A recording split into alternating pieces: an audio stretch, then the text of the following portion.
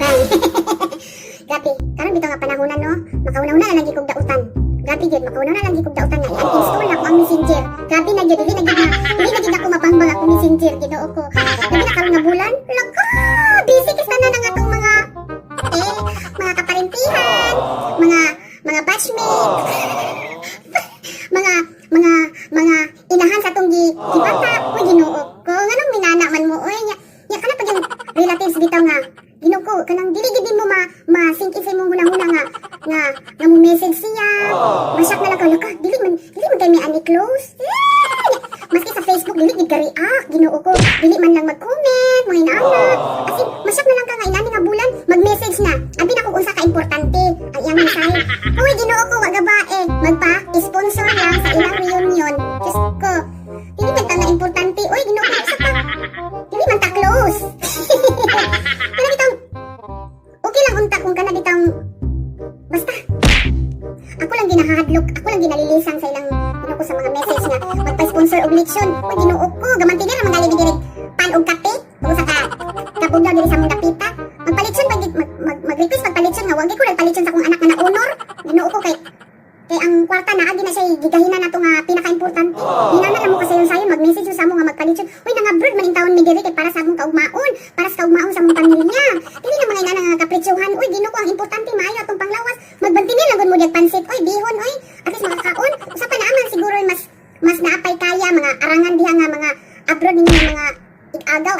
Ayaw lang pud intawon ko kay Ginoo ko. Kabus pa kami sa kabus. Grabe pa itong pinayo ani para sa akong pamilya. Ginoo ko, okay lang unsa na siya ka-importante. Ginoo ko, magpalitson ra oy, Ginoo ko. Yan kana po mga batchmate. Magpa-sponsor og kanang mga prices. Uy, Ginoo ko, magina lang ta magsinarot oy. Wa gid dili gid ako na di ko ka-afford ana consumption price non. Mura gid akong tayo. Diyos ko. Pag try mo abroad dire kung sayon ba.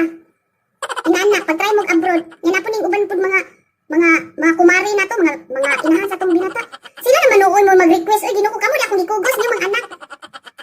Pagulat lang gud mo og kanang tagaan, pagulat lang gud mo og naay grasya nga maayo, manghatag man mi. Oy, pero ay na pud pag-demand, oy, Ginoo ko, oy.